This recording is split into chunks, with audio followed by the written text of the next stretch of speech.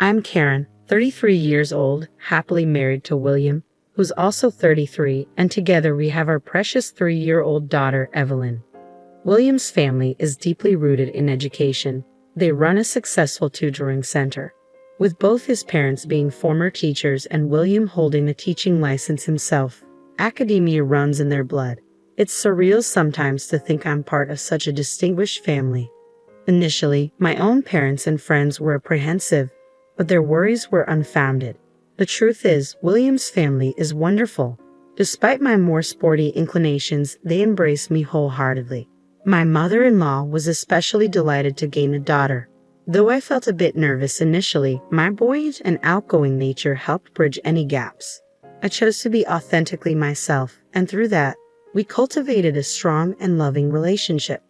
I'm a certified arborist, specializing in the health assessments, pruning, planting, and relocation of trees, along with offering consulting services. Achieving my certification required rigorous study, and even now, in the field, it remains physically demanding. This job demands both brains and brawn, and I take pride in excelling at both. Currently, my husband works as a tutor at his family's tutoring center, though he previously taught elementary school. Our paths first crossed when I visited his school for a consultation on tree care. After the birth of our daughter, I took some time for parental leave, only returning to work last year. With our little one still in her tender years, family takes precedence, a balance thankfully supported by my understanding workplace. Nonetheless, there are occasions when I struggle to make it home in time for pickup. In such moments, I'm grateful for the assistance of my mother-in-law and the flexibility of my husband, who steps in whenever possible. It's a life filled with fulfillment, supported by a network of understanding and assistance. In my married life, there was one individual who brought some challenges. My sister-in-law, married to my husband's brother. My husband has 2 siblings and he falls in the middle. The youngest brother remains unattached, while the eldest, Richard, is married to Sarah, the source of my concerns. Sarah is primarily a homemaker but also lends a hand with the financial and administrative tasks at the tutoring center. She and Richard have a 5-year-old son, and it appears they're gearing up to enroll him in a private elementary school. The first encounter with Sarah, during a visit to my in-laws, revealed her distinct demeanor. She was petite, impeccably dressed, with neatly styled hair, and her smile was captivating. Yet beneath that exterior, there lay another side to her. It was in the midst of assisting my mother-in-law in the kitchen when Sarah momentarily stepped away. Suddenly, her tone transformed as she confronted me. "Could you not put more effort into your appearance?" I was taken aback. The Sarah who had just been smiling seemed like an entirely different person. "You always seem to wear clothes that are worn and unkempt. Don't you realize you stand out for the wrong reasons? It's embarrassing." These clothes are just practical for me, especially since I'm constantly chasing after my little daughter," I explained. "I understand, I have a child too," Sarah responded with an exaggerated sigh, hinting at more she wanted to convey. However, her demeanor swiftly reverted to its usual state upon seeing my mother-in-law approaching. "Oh, what's the conversation about?" my mother-in-law inquired as she re-entered the room. "Just chatting about childcare," I replied, noticing Sarah's rapid shift in tone. It was almost as if she had a built-in switch that activated whenever my mother-in-law was around. My mother-in-law gave me a quizzical look, silently asking if that was the case. "Yes, just discussing our kids," Sarah chimed in, appearing content with the explanation. Skinny Sarah's snide remarks didn't particularly intimidate me, but I couldn't easily brush off her level of sarcasm, especially without causing undue concern for my mother-in-law.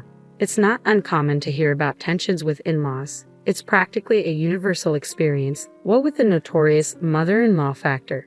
In contrast, my mother-in-law is a beacon of support, always championing my career endeavors. I initially believed I could deflect my sister-in-law's barbs effortlessly. However, every encounter seemed to escalate her belittling behavior. During a hurried work errand, I unexpectedly ran into Sarah, engaged in conversation with a group of her acquaintances. Offering a polite greeting, I acknowledged her presence. "Hello, Sarah." "Oh, hi there," came her response. Hastening on my way, I thought little of the brief interaction until later that evening when my home phone rang and Sarah's name flashed on the caller ID. "What do you think you're doing?" Sarah's voice sliced through the air, dripping with aggression. "Right from the start, Confused, I asked, "What do you mean, earlier today? Don't you dare come up to me in public dressed like that." Her tone was harsh, her words cutting. "What's with your work attire? It's utterly inappropriate to stroll around like that. Did you see us? We're all moms, getting our kids ready for private school entrance exams. We live in a different world from you." I felt my cheeks burn with embarrassment as she continued her verbal assault without pause. "I was working, so yes, I was in my work clothes," I responded, trying to maintain composure. "I don't care about your excuses. Just steer clear of me next time we bump into each other outside, okay? It's embarrassing." "But isn't it even more awkward? We're family," I protested. "That's exactly my point," she shot back. "You don't fit into this family. Just so you know, I've never considered you a sister-in-law." With that, she abruptly ended the call, leaving me reeling from the unexpected onslaught of her feelings. It was clear she had gone out of her way to unload her frustrations. Despite her consistent complaints about me during family gatherings, it's when we're alone that my sister-in-law truly unveils her true colors. She prides herself on being a fashionable, high-society woman hailing from a well-to-do family. While I respect her preferences, I can't comprehend her incessant need to belittle me simply because I don't conform to her standards. Sure, she may sport elegant attire paired with athletic accessories, but why the excessive collection? I often wonder if her reserved husband, my brother-in-law, indulges her shopping sprees. Perhaps he's oblivious to this side of her personality. It's just part of who she is. I have refrained from sharing these observations with my brother-in-law and mother-in-law, opting to confide in my husband instead, given the mounting stress. "Really? She doesn't strike me as that type," he initially brushed it off. However, a few days later, my mother-in-law reached out, extending an invitation to a family dinner scheduled for the upcoming weekend. We live roughly 30 minutes apart by car. Typically, my mother-in-law doesn't meddle in our households. However, she insists on bringing the entire family together for special occasions like my father-in-law's birthday, Thanksgiving, and Christmas. This time, it was because my father-in-law's birthday was approaching. We managed to secure a private room at his favorite steakhouse this time around. It's our inaugural visit as a family, and the anticipation is palpable. "I hope you're looking forward to it," my mother-in-law remarked. "Oh, absolutely. Thank you," I replied, genuinely excited, albeit dreading the inevitable encounter with my sister-in-law. "You don't seem too thrilled. Is work keeping you busy?" she inquired. "Oh, I'm fine. Really," I quickly reassured her. "Uh-oh," had my tone given away my apprehension. I hurriedly attempted to dispel any concern. "Karen, if there's anything troubling you at home, please don't hesitate to tell me, okay?" She pressed further. Our home. Everything's under control. Even when work keeps me late, you've been a tremendous help. I truly appreciate all your support," I responded. "It's not about your family, though," she clarified. "Ha!" I was puzzled, failing to grasp her meaning. The weekend finally arrived, ushering in the much-anticipated dinner party in honor of my father-in-law's birthday. It was an opportunity to shower him and my mother-in-law with gratitude. I made a silent vow to immerse myself in the celebration and not allow my sister-in-law's venomous demeanor to dampen my spirits. Setting out early from home, I entered the private room at the restaurant with a sense of relief. My father-in-law, mother-in-law, brother-in-law, and sister-in-law had yet to arrive. I'd arrived ahead of schedule to ensure my father-in-law wouldn't be kept waiting on his special day, and also, if I'm honest, to minimize any interaction with Sarah. However, just as I settled in, my brother-in-law and Sarah made their entrance. "Hello," I greeted them, mustering a polite smile. "Hi, Karen," Sarah responded coolly. "Richard, good to see you," I added, attempting to maintain a cordial atmosphere.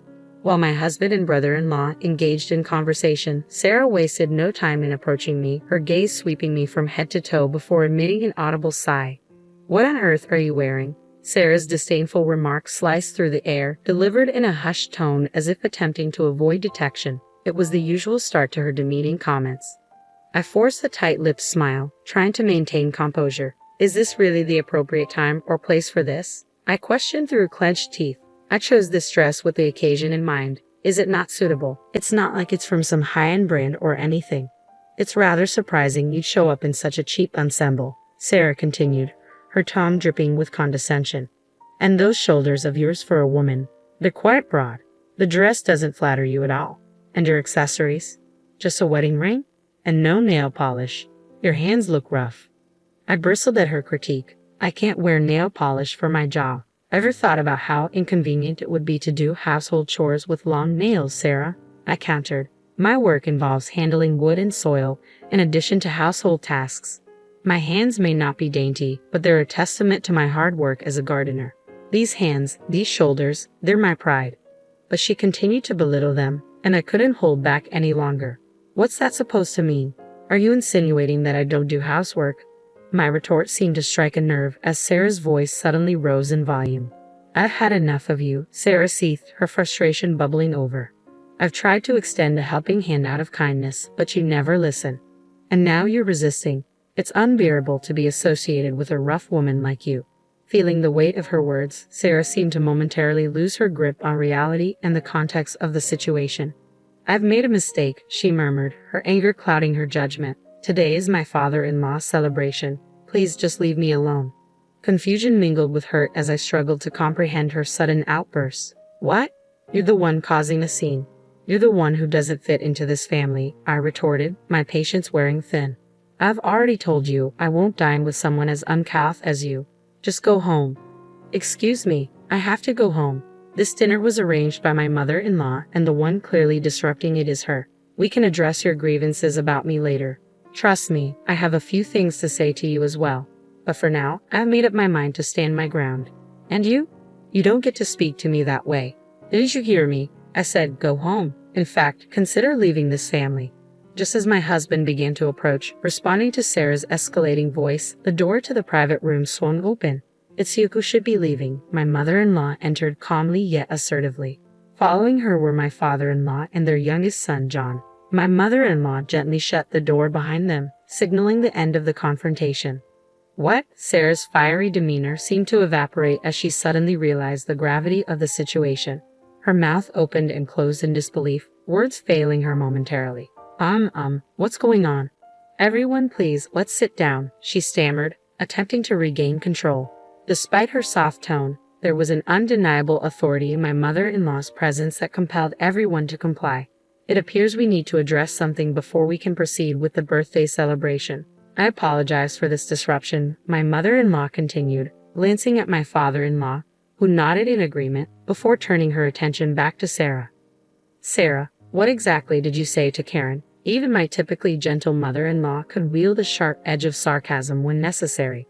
Sarah, visibly flustered, attempted to backtrack. Oh, I was just saying how much I'm looking forward to the meal today. Did I mishear something? I thought I heard someone saying leave. Huh? No, it was just a minor disagreement, just a playful banter. Sarah attempted to downplay the situation, still visibly perturbed. I couldn't help but admire her attempt to restore her usual cheerful facade. A disagreement. What sparked it? It appeared you were the one dominating the conversation. Have you been treating Karen like this all along? My mother-in-law's gaze bored into Sarah, her words cutting through the tension like a sharp blade. I wasn't mistreating her. I was merely offering some advice on etiquette and attire as a senior member of this household. Sarah defended herself, though her explanation rang hollow. Everyone should have the freedom to dress as they please as long as it's respectful. Karen's attire wasn't out of place. She simply chose non-branded clothing and kept her makeup and accessories minimal. I thought she should avoid causing embarrassment for you and the rest of us. Enough. My mother-in-law's sudden outburst startled both Sarah and me. The three brothers and my father-in-law were well aware of how formidable my mother-in-law could be when injured, but they remained composed, diverting their attention to the children with picture books and gentle conversation to ease the tension. No, Sarah, it's you who should be feeling embarrassed. I've sensed something amiss between you two, even during gatherings at our home. Initially, I assumed you were engaged in friendly chats, my mother-in-law continued, her tone cutting through the air with precision. Huh? Yes, friendly chats, exactly, Sarah chimed in, her desperation evident in her eyes as she cast a pleading glance my way. However, avoided meeting her gaze. For the record, Karen never once complained about you. She extended kindness, hoping you might eventually change your approach, but instead, you chose to escalate, my mother-in-law asserted, her words carrying a weight of disappointment. Stammering, Sarah attempted to formulate a response only to be met with my mother-in-law's unwavering scrutiny. And you always dress impeccably with an extensive collection of handbags. My mother-in-law continued, her tone growing sharper. But where does all that money come from? Just as Sarah thought she had regained control of the conversation, an unexpected question left her stunned. That money? It comes from we compensate you for your assistance with the tutoring center's finances, she stammered, her attempt at an explanation faltering. Even if my son has given you permission to use those funds as you see fit, it hardly seems sufficient to account for your lavish purchases of designer clothes and handbags. Well, you see, Sarah began, her voice trailing off as my mother-in-law's pointed inquiry pierced the air. Are you taking advantage of your position overseeing the household finances to fulfill your own desires? My mother-in-law pressed further. What do you mean? Sarah's confusion was palpable, her words stumbling over each other in a desperate attempt to deflect the accusation. I couldn't help but share in her confusion. I, too, had often wondered about the source of their wealth. Initially, I had assumed my brother-in-law was simply a generous provider. Perhaps he entrusted all financial matters to Sarah. It troubled me to think he might have been oblivious to their spending habits, perhaps swayed by Sarah's facade of being a dutiful wife. In that light, I almost felt sorry for him. So, you've been splurging recklessly, and now you're considering sending your child to a private school? My mother-in-law queried. Surely, you've been setting aside funds for their education, haven't you? Well, you're not suggesting we foot the bill, are you? Sarah hesitated, her response tinged with uncertainty. No, not at all, but he's your beloved grandchild after all. It became clear that Sarah had been counting on my father-in-law and mother-in-law's financial support all along. Naturally, we adore our grandchildren. We're prepared to assist them financially if necessary, my mother-in-law affirmed. Really? But only after you're no longer living under our roof? I interjected, taken aback by the implications. What?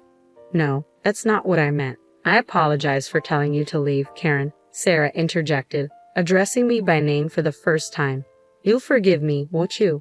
We're practically sisters, after all. Sisters only as long as you're married to my brother-in-law. My mother-in-law glanced at me, silently encouraging me to continue. Even if it's official, I don't want to consider you family. I don't see you as a sister, I stated firmly. Sarah's response was a startled noise, clearly caught off guard.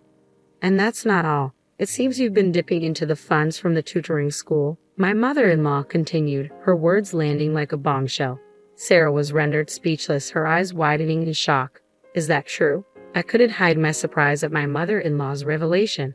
While I had suspected Sarah might be using household funds, I never imagined she would touch the money from the tutoring school operated by my in-laws. You managed to evade detection for some time, so it took us a while to uncover your actions. Even Bob, who has overseen our accounts for years, fell victim to your manipulation, my mother-in-law continued, her tone stern. Sarah's complexion paled visibly. You've been making purchases like gift baskets for our suppliers, showing appreciation to teachers, and hosting seminars, all under your purview. The expenses on the receipts gradually escalated. You offered excuses, claiming you were fulfilling birthday gift requests or acting on behalf of me or my son. But that's simply not. Sarah interjected, her voice shaky, attempting to deny the accusations.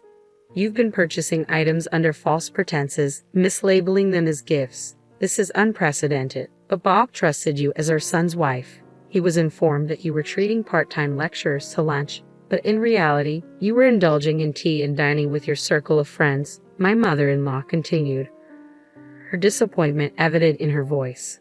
The suspicious transactions on the receipts began to multiply, and Bob eventually brought his concerns to our attention. Even before that, our son had initiated an inquiry after noticing irregularities, she added, her tone growing increasingly grave. What? You've betrayed the trust of everyone who believed in you. It appears that appearances matter more to you than anything else, my mother-in-law accused. Sarah turned to my brother-in-law, as if pleading for assistance, her voice barely above a whisper. However, he met her gaze with a cold stare, remaining silent. And if all these allegations hold true, I can hardly blame him, my mother-in-law continued, her gaze shifting to me. Karen, on the other hand, is the epitome of selflessness. While she may not prioritize fashion, she consistently places the needs of her family and her profession above her own. You may not take an interest in her work, but being a certified arborist is a remarkable achievement. I have no doubt she worked diligently to attain it. As Sarah sat there, rendered speechless and defeated, my mother-in-law shifted her focus to me.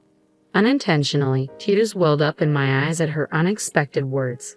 "I admire her," my mother-in-law began, her voice carrying a tone of genuine respect. "I believe that if she wishes to continue her work, it's our duty to support her. Have you ever witnessed her in action?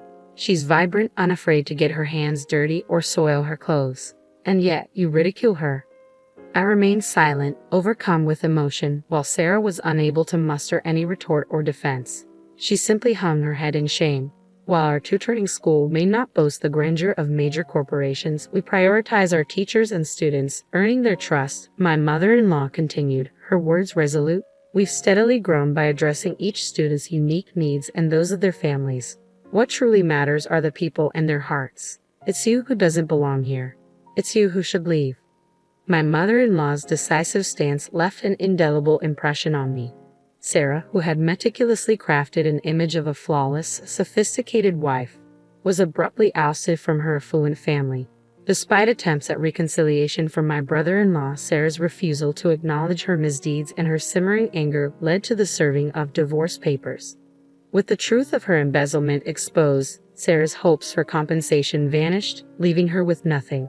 Meanwhile, my brother-in-law, supported by our father-in-law and mother-in-law, vowed to maintain stability for their son. Sarah, who habitually prioritized her own desires, would vent her frustrations onto her son when things didn't go her way.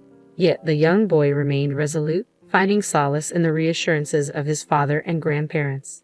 Although Sarah had insisted on sending him to a private elementary school against his wishes, he now enjoys carefree days spent playing with our daughter, free from the pressures of forced academics. Naturally, my husband and I are eager to offer our support in any way possible.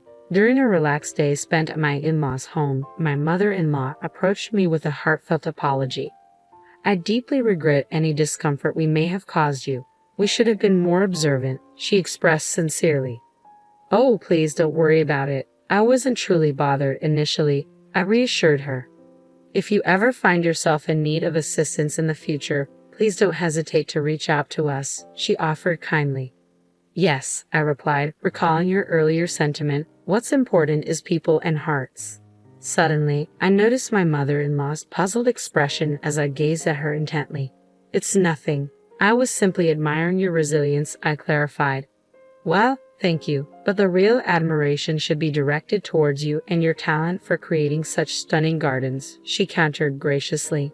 "Perhaps I'll enlist your help with ours next time. I've been meaning to replant the flower beds." "Oh, definitely. I'd be thrilled to lend a hand, even if it's just for fun. Just give me a shout whenever you're ready," I responded eagerly. "You should consider charging her, Mom. She can be quite demanding," my husband interjected with a playful tone, eliciting laughter from all of us. It was a moment of genuine warmth and camaraderie.